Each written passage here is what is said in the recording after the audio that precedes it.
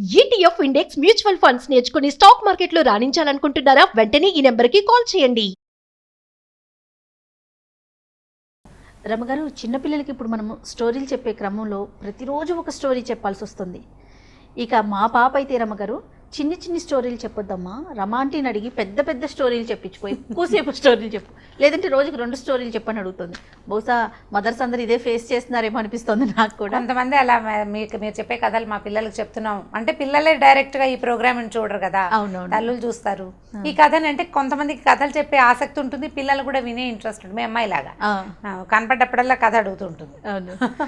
కొంతమంది వింటారు కదా, ఇంట్రెస్ట్ ఉండే పిల్లలకి చెప్పచ్చు.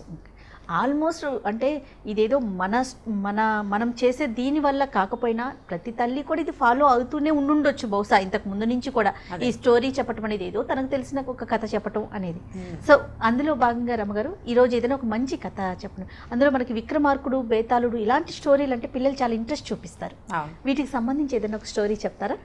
చెప్తాం. అయితే విక్రమార్కుడు, బేతాళుడు, మనకి విక్రమ్ బేతాళుడు బాగా ఫేమస్ కదా. అవును. విక్రమ్ బేతాళుడు కథలేమో ఒక 28 కథలు, అది ప్రత్యేకమైన సిరీస్.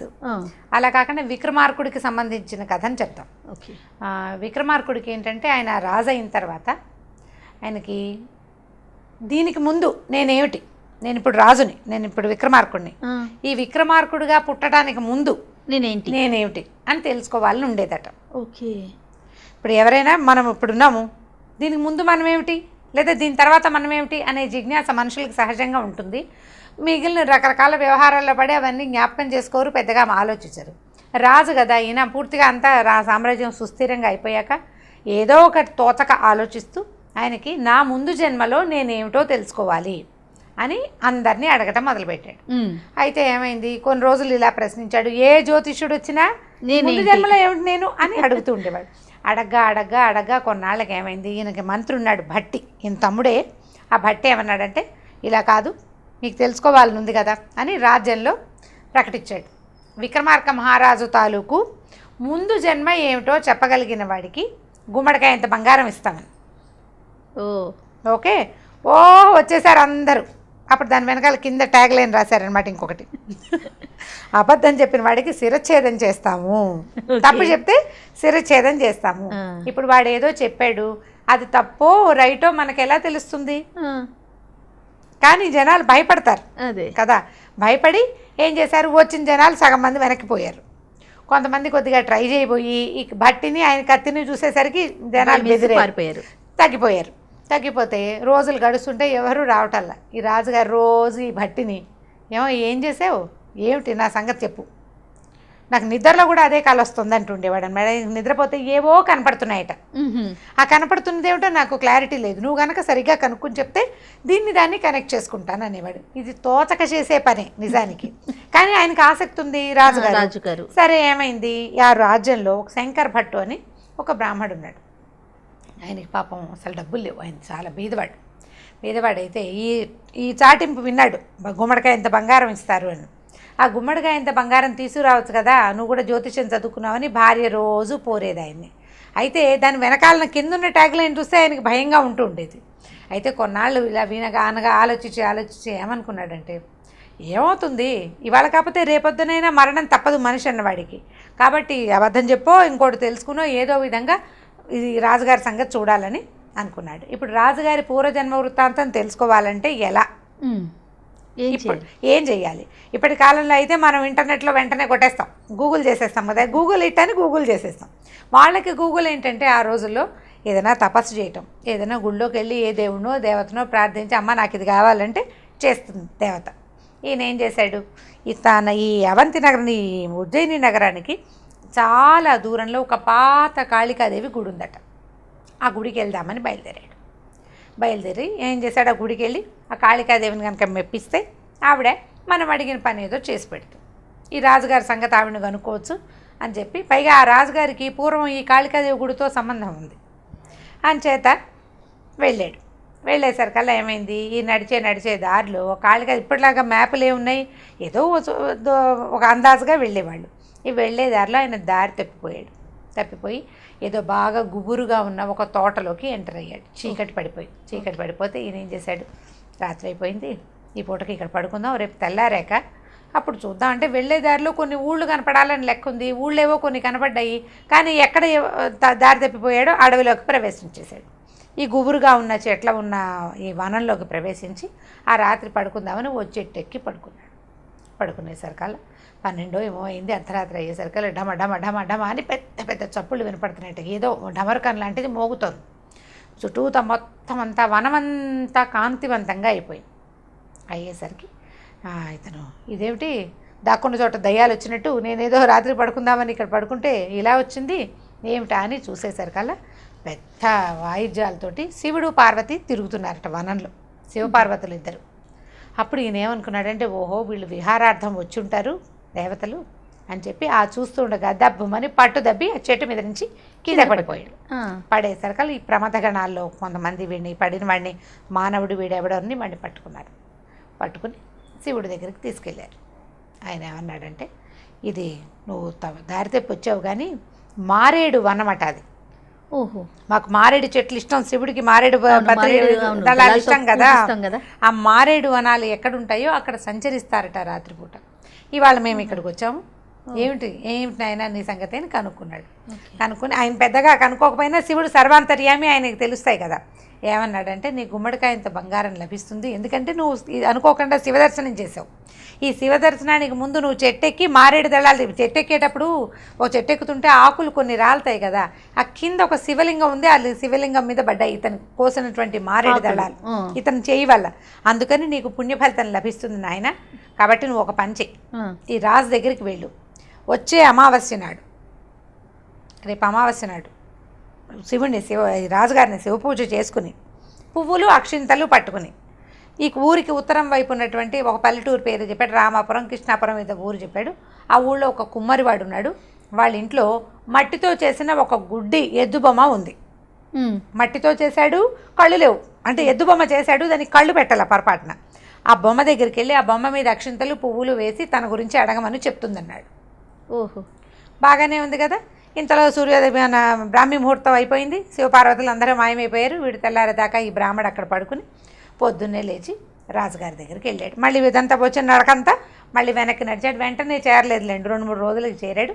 బట్టి దగ్గరికి వెళ్ళాడు. అయ్యా, రాజుగారి పూర్వజన్మ రహస్యం నాకు తెలిసిపోయిందండి, నేను చెప్తాను, నన్ను రాజుగారి దగ్గరికి తీసుకెళ్ళమన్నాడు. తీసుకెళ్ళమంటే సరే తీసుకుపోయారు. తీసుకెళ్తే ఈయన ఏమన్నాడంటే, రాజా ఇప్పుడు ఇంకా పౌర్ణమి నడుస్తోంది, పౌర్ణమి రోజుల్లోనే ఈయన చూశాడు శివుణ్ణి. అమావాస్య నాడు శివ పూజ చేసిన అక్షింతలు పువ్వులు పట్టుకుని ఈ ఊరికి ఉత్తరం వైపు ఉన్నటువంటి రామకృష్ణాపురం అనే ఊరికి వెళ్ళి అక్కడ ఒక కుమ్మరివాడు ఉన్నాడు. వాళ్ళ ఇంట్లో ఒక గుడ్డి ఎద్దు బొమ్మ ఉంది, మట్టితో చేసింది.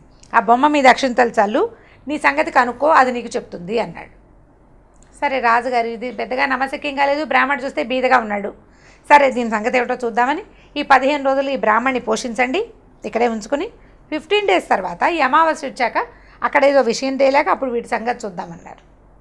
సరే బ్రాహ్మణ్ణి పోషించడం అంటే ఏమిటి, వాడికి చక్కగా ఇబ్బడి ముబ్బడిగా అన్నీ ఇచ్చి ఇంటికి పంపించారు. ఇంటి దగ్గర 4 సైనికుల్ని కాపలా పెట్టారు. ఇంటికి 10 హాయిగా తిన్నారు. ఈ 15 రోజులు గడిచాయి. ఈ రాజుగారు ఏం చేశాడు, అమావాస్య నాటి రాత్రి చీకటి పడ్డాక ప్రదోషకాలంలో అంటే చంద్రోదయం అవదు కానీ చంద్రోదయ వేళకి పూజ చేసుకున్నాడు. శివ పూజ చేసి అక్షతలు పువ్వులు పుచ్చుకుని ఆ రామకృష్ణాపురం రథం వేసుకుని అక్కడికి వెళ్ళాడు. వెళ్తే ఒక కుమ్మరివాడి ఇంటికి వెళ్ళాడు. ఆ ఇంట్లో ఒక పెద్ద సైజు ఎద్దు బొమ్మను. అయితే ఈయన అడిగాడు, ఏమయ్యా మట్టితోటి ఎద్దు బొమ్మను చేసావు, బాగుంది, దీనికి కళ్ళు పెట్టలేదేమిటి, పాపం గుడి బొమ్మను చేసావు, కళ్ళే లేవు ఆ బొమ్మకి. అడిగేసరికల్లా కుమ్మరివాడు అన్నాడు, ఏమోనండి సరిగ్గా కళ్ళు గీసే టైంకి నాకు నిద్ర వచ్చింది, నేను గీయలేదన్నాడు. సరే ఈయన ఏం చేశాడు, రాజుగారు ఆ బొమ్మను చూసి ఆ బొమ్మ మీద అక్షింతలు పువ్వులు చల్లాడు. చల్లితే ఆ గుడ్డి బొమ్మ చటుక్కుని కళ్ళు వచ్చినాయి. దానికి కళ్ళు తెరిచింది, వలవలా ఏడుస్తుంది, కళ్ళలోంచి నీళ్లు కారుతున్నాయి బొమ్మకి. కారుతూ, రాజా నేను ఎక్కువసేపు ఇక్కడ ఉండను, నువ్వు ఈ పువ్వులు చల్లావు చూడు, దీని ప్రభావం వల్లే నేను మాట్లాడగలుగుతున్నాను. వచ్చే అమావాస్య నాడు ఊరికి తూర్పు వైపున ఉన్నటువంటి శ్మశానంలో చెట్టు మీద ఒక పిశాచి ఉంది, దాని మీద ఈ పువ్వులు అక్షింతలు అక్కడ కూడా చల్లు, అది నీకు చెప్తుంది ఓకే అని చెప్పాడు. చెప్పి గుడ్డి బొమ్మ ఆ కళ్ళు మూసుకుపోయినాయి, టపకని పగిలిపోయింది. బొమ్మ కాస్త పగిలిపోయింది. రాజుగారు అవురా ఇదేమిటి, ఏదో చేయబోతే ఇలా అయింది, సరే చూద్దామని మళ్ళీ ఇప్పుడు మళ్ళీ అమావాస్య రావాలంటే ఈసారి 1 రోజులు ఆగాలి. ఈ 1 రోజులు ఈగర్గా వెయిట్ చేశాడు రాజు విక్రమార్కుడు. సరే మళ్ళీ అమావాస్య వచ్చింది. ఈసారి పూజ చేశాడు. ఇప్పుడు ఊరికి తూర్పునున్న ఉజ్జయిని నగరానికి తూర్పు వైపు ఉన్న శ్మశానానికి వెళ్ళాడు. ఆ శ్మశానంలో ఒక పెద్ద చెట్టు ఉంది. ఆ చెట్టును ఆశ్రయించుకుని ఒక పిశాచి ఉంది. ఈయన వెళ్ళాడు. వెళ్ళి ఎక్కడుందా అని వెతికాడు. ఆ చెట్టు దగ్గరికి వెళ్ళాడు. వెళ్ళి ఈ పూజ చేసిన పువ్వులు అక్షింతలు దాని మీద చల్లాడు.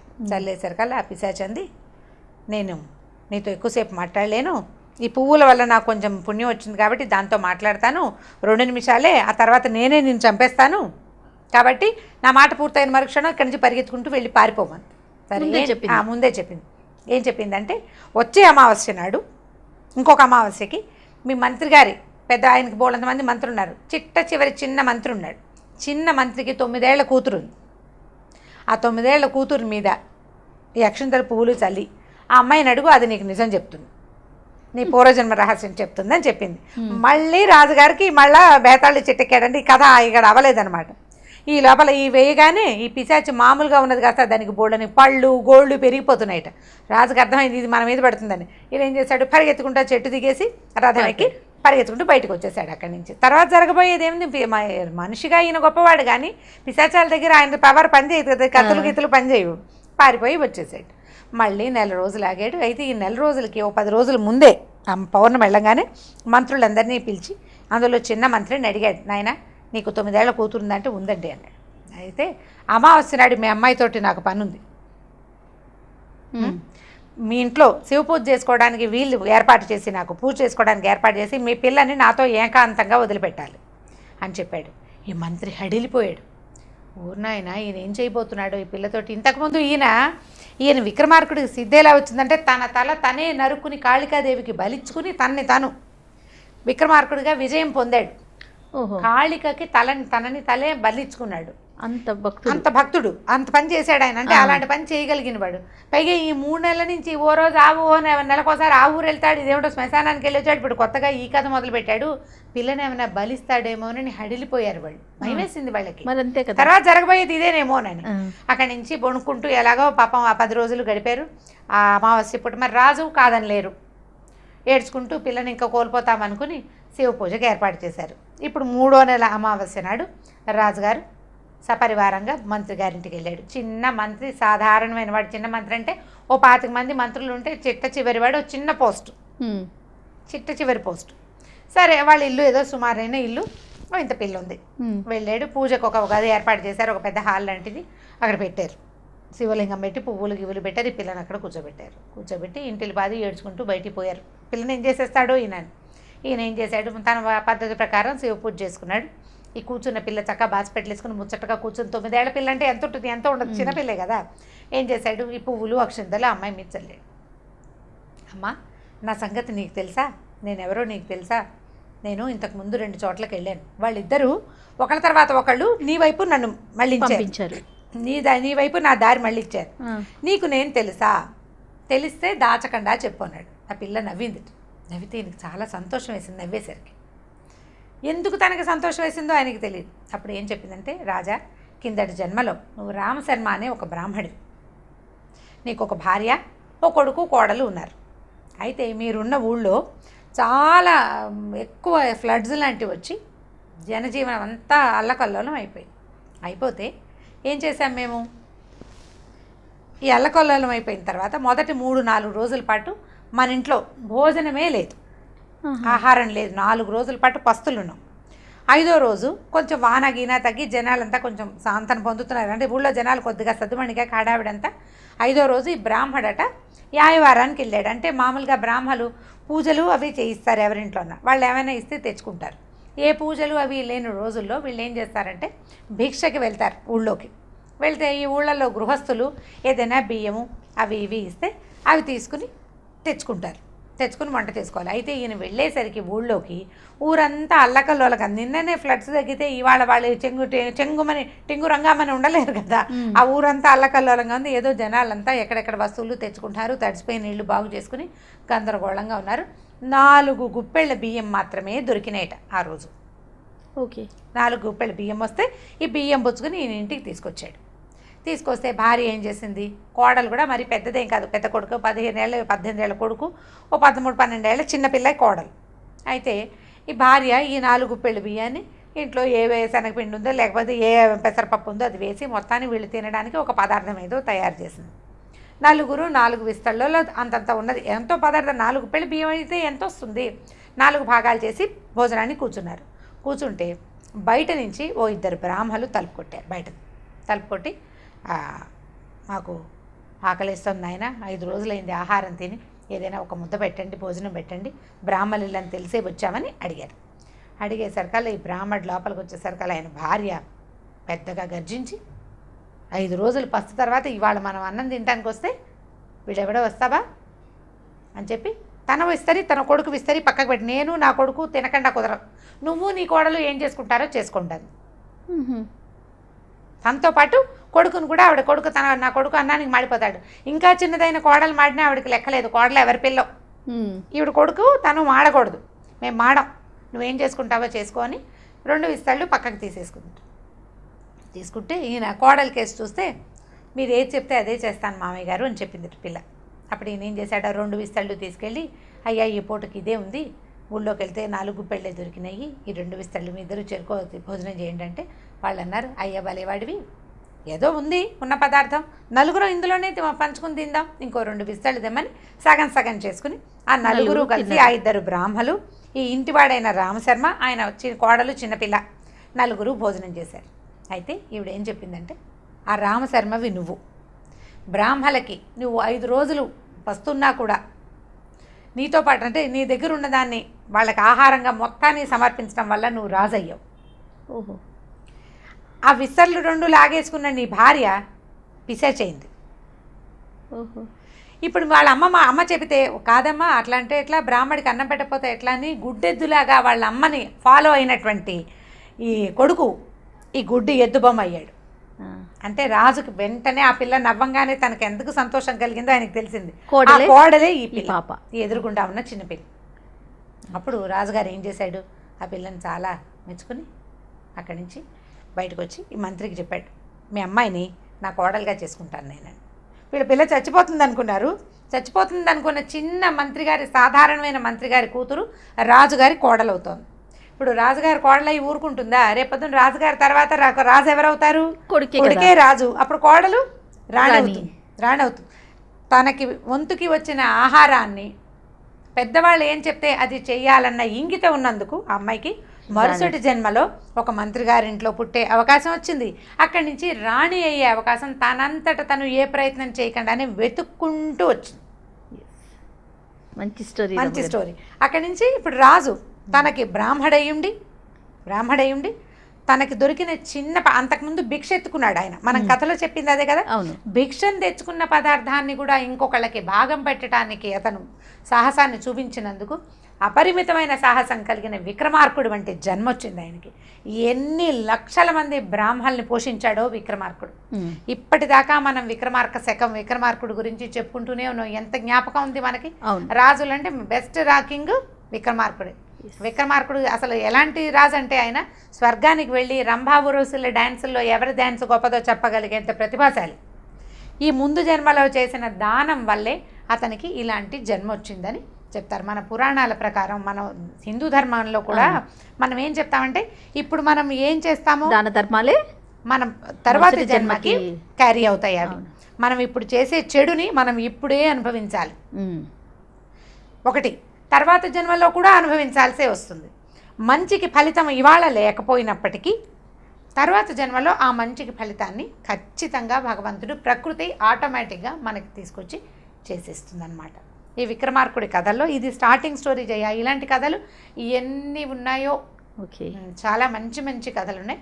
ఈ కథ చెప్పండి మీ అమ్మాయికి, ఎవరెవరి పిల్లలకి ఈ కథలు ఆసక్తి ఉందో వాళ్ళందరికీ ఈ విక్రమార్కుడి కథల్లో భాగంగా. ఇది పెద్దగా జనబాహుళ్యంలో ఉన్న కథ కాదు, మామూలుగా మనకి విక్రముడు వేతాళుడు కథలే తెలుస్తాయి. సిరీస్ కూడా, టీవీ సిరీస్ కూడా ఉండేది.